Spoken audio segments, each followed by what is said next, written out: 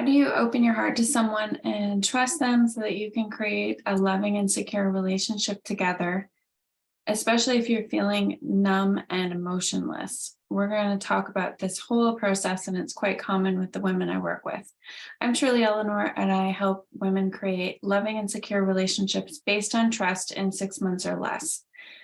I would love to have you subscribe to my channel for more love, dating, and relationship advice based on my 15 years of working with women and my own personal transformation of going from being unhappily single, to married to the love of my life in my 40s.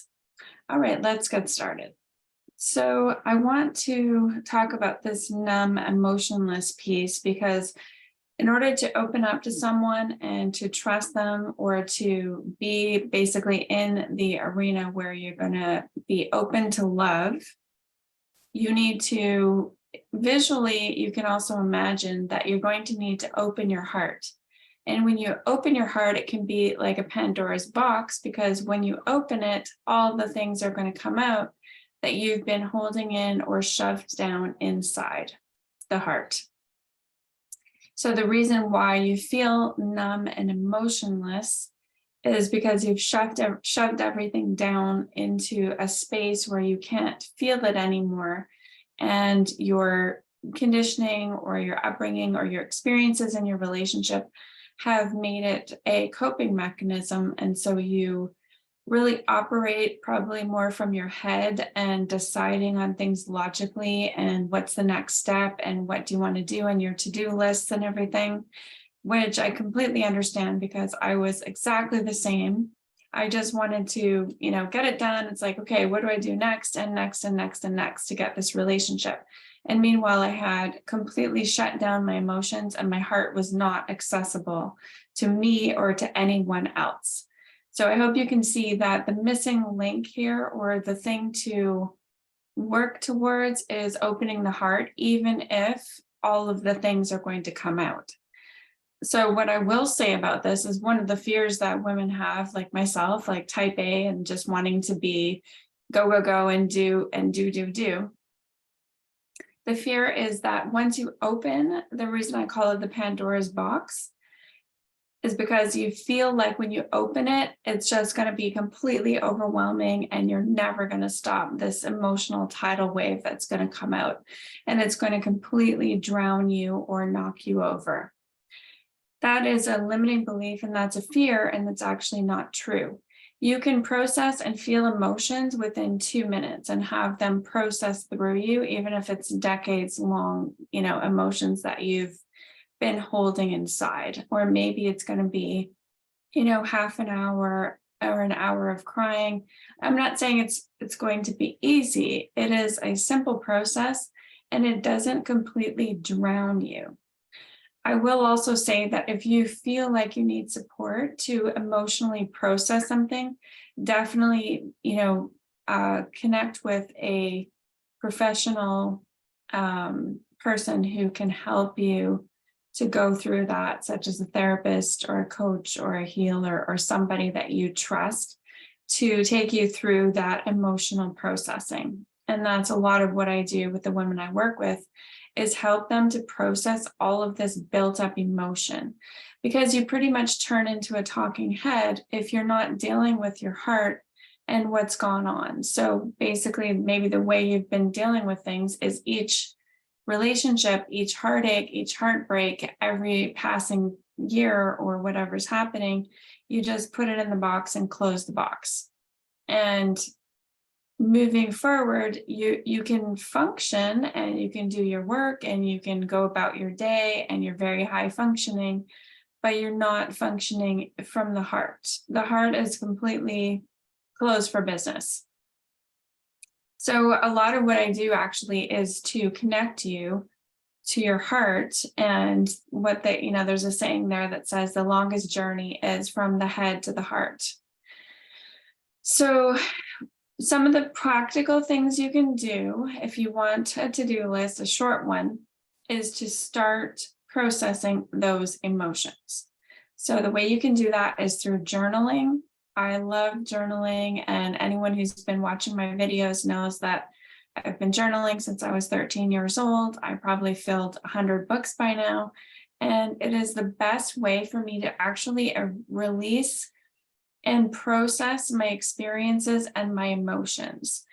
And it's not to say that I don't actually physically release them and process them through crying or through walking or dancing or moving my body or feeling all those emotions. I do that as well. But I find that journaling helps you to really get things started and get things going from a place of clarity. And the clarity also offers a sense of comfort and safety and knowing. So you kind of know where you're going. You kind of have a map or a guidebook for yourself, as you're processing the emotions. And what I find also with writing is you can start actually processing while you're writing. So you may write and then start to feel the tears and the emotions coming through onto the paper and through your body as you're writing. So it could be a process where you start writing and then you write something and then you fully understand what you want to focus on. And then you go to actually do a practice that's a more of a somatic or a body moving kind of emotional release, and do it separately, or it could be happening all at once. So some of the techniques I use are with writing. To start off, I would ask myself, what is the theme of my life? What is the theme of my relationships? And connect to an emotion. So for example, it could be regret. It could be disappointment. It could be betrayal. So what's your theme emotion? You could even look things up. Like if you don't really understand how to describe your emotions, you can look up different websites, or you can read. We're actually doing a book club in my group right now. We're going to do the book Atlas of the Heart by Brene Brown, and she actually describes a whole ton of emotions in there and gives you definitions for them, so you actually know what you are feeling. That's connecting the head and the heart. That is making that journey from the head to the heart. So in your head, you're like, oh, that's discouragement, or that's betrayal. That's a feeling of resentment. Then you can go into the heart space after you've done some writing. Step 2 would be go into the heart and just sit with your heart. Feel the physical space of your heart. So that's the entire chest area physically, is really the energetic or the emotional heart space, is the entire chest. So you can put your hands on your chest, you can close your eyes. So get into a quiet, safe space, a nice quiet environment with the lights down or the soothing music, and just sit with your hands on your heart and invite this emotion to come forward and to speak to you and to be witnessed. You're basically inviting and welcoming this emotion to move through you and to tell you what it's wanted to say. Now, again, we have this fear that we're like, oh, I'm going to go through this emotional turmoil and it's going to completely take me out. No, when you invite the emotion to come through, it doesn't mean you're going to be re-traumatized. It doesn't mean you're going to go spinning out and spiraling into all the years of betrayal. If you feel like you're not really, experienced in doing this, and you feel a little bit hesitant or fearful, that's when I would say to get support with someone who's a professional to do that with you. But if you feel like, okay, I can try this, I can see how it is, I'm going to be fine, then pick an emotion like betrayal, say, get into the heart space, close your eyes, take some breaths, and ask, you can say to yourself, I invite betrayal to come up, to come forward. I welcome betrayal to speak and move through me. And this is a very powerful thing, I'm telling you. It can be so cathartic and you feel so much lighter. What usually happens is it'll move and vibrate through your body. So you may actually feel a physical reaction. So you might feel, your heart starting to beat a little bit. You might feel a sensation of things moving up through the body. You may start sweating or crying, or things will happen in your body. You'll feel a warmth maybe.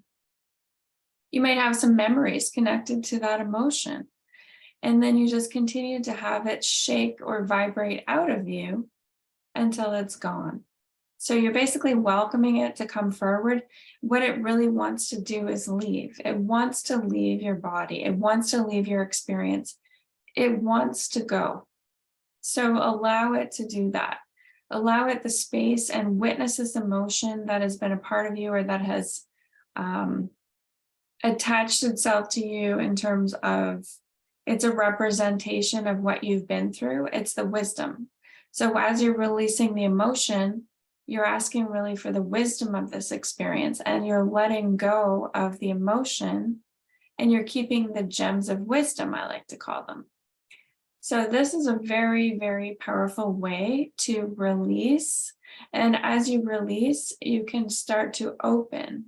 So when you release, you create space, and you start to open your heart and become more available to yourself, more plugged in, more tuned into your intuition, more in your heart. So that means that you are available, you're open, that you can trust yourself. And that's the first step. I would say the next step in going from being numb and emotionless into being in your heart and being open and available. That's really the biggest bridge. And I would say you don't want to get too overwhelmed, but just focus on that process first and see how you feel.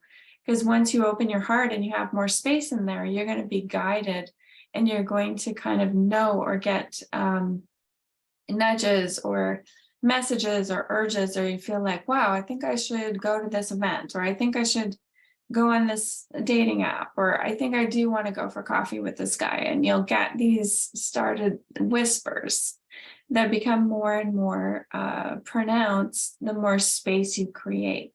So this is a really good process to go from, like I was saying, from numb and emotionless to open and available and even excited to meet someone.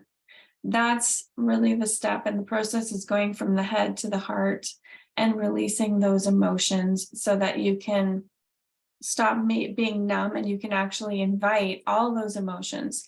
Because when you have more space, you're going to have joy, you're going to have excitement, you're going to have awe and wonder, and just presence of those beautiful emotions we all talk about. You're going to be able to experience them and feel. You're going to be feeling everything. And that's what you want. That is the only way to become available and to become trusting and open to yourself and to someone else, to have a loving relationship. I hope this has been helpful. Let me know what really resonated with you, if there's anything you're going to try today or in the next couple of days that you felt really like, wow, that sounds great, I want to do that.